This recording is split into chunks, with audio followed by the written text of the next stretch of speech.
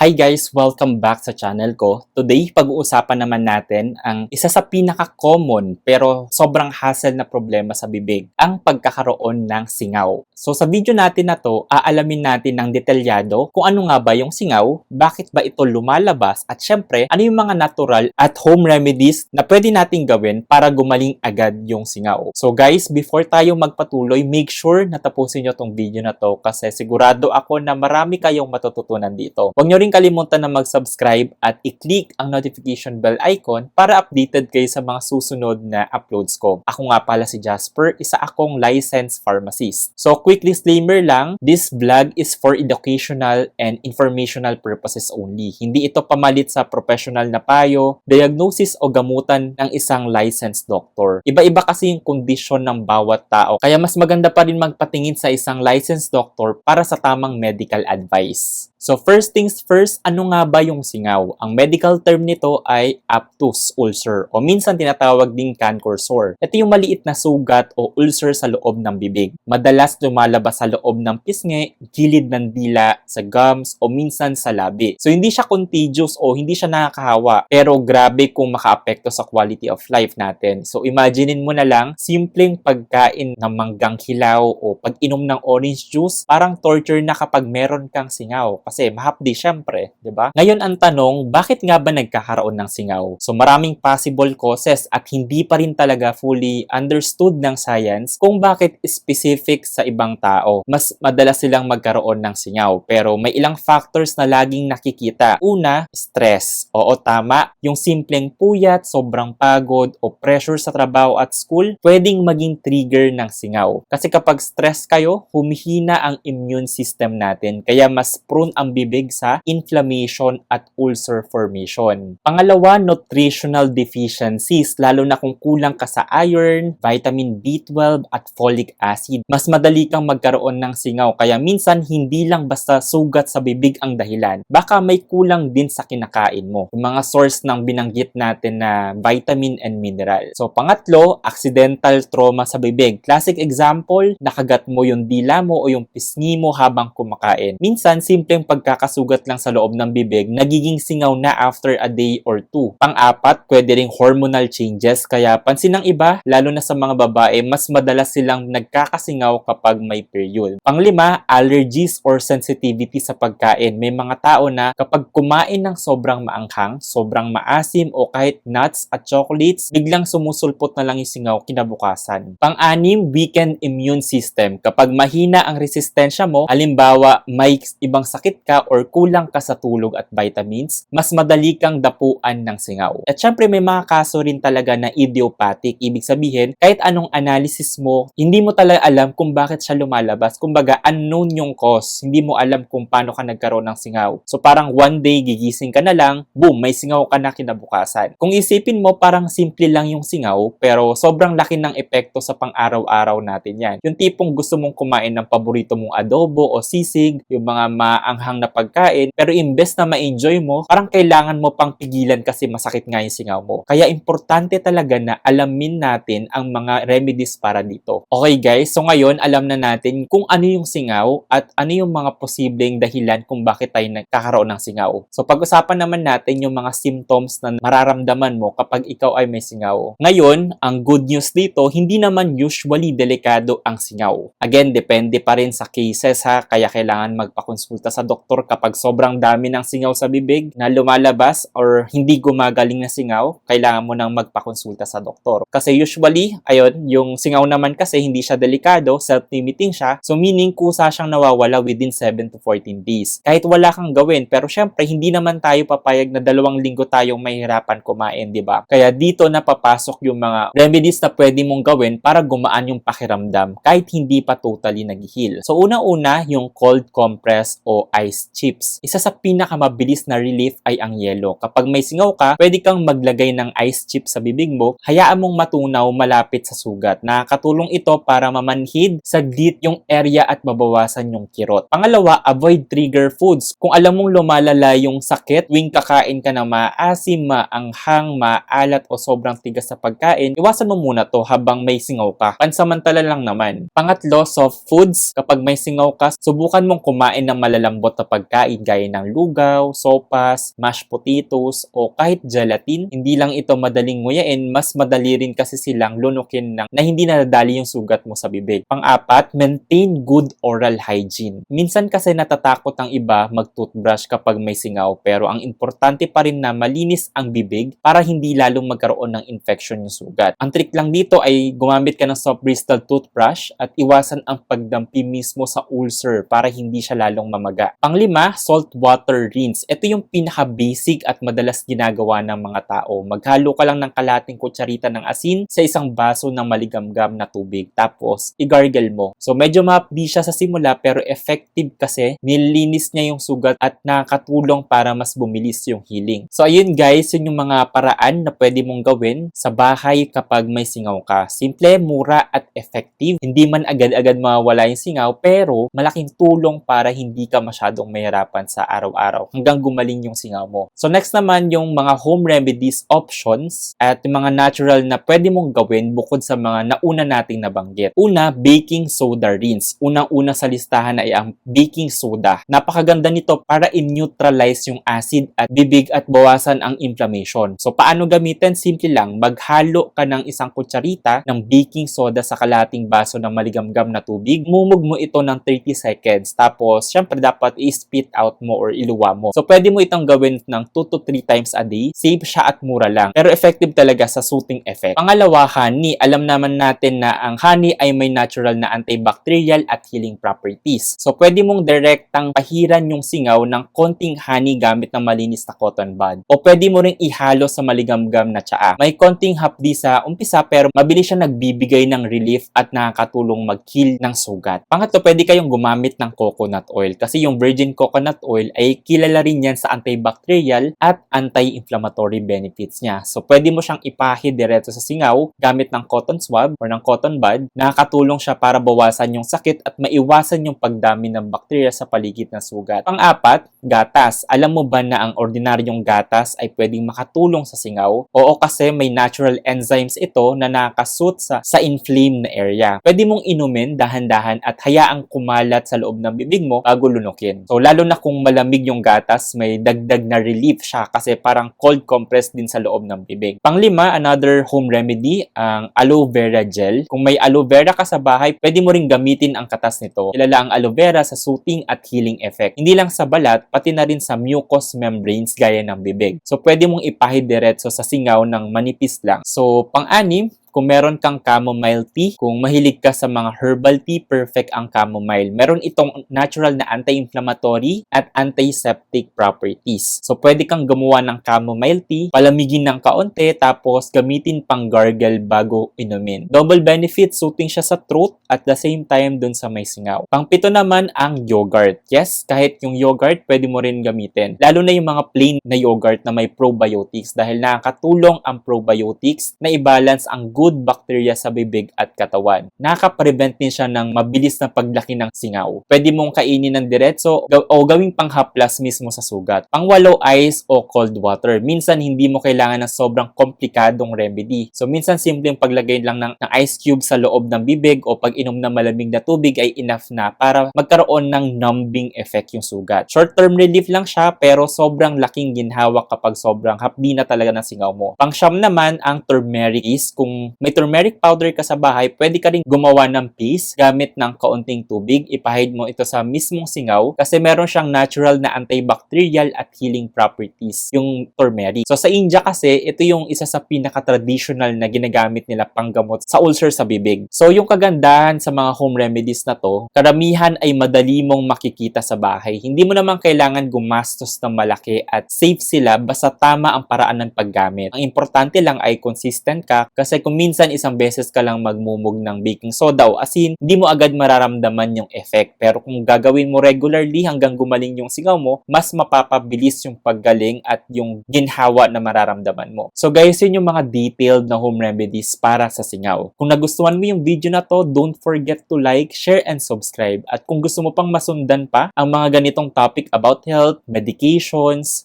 nutrition, and wellness, comment mo lang sa baba kung anong next topic ang gusto mong i-feature natin. natin. So yun lamang po, stay healthy, stay informed. Ako si Jasper, isang licensed pharmacist, and thank you for watching. Bye-bye!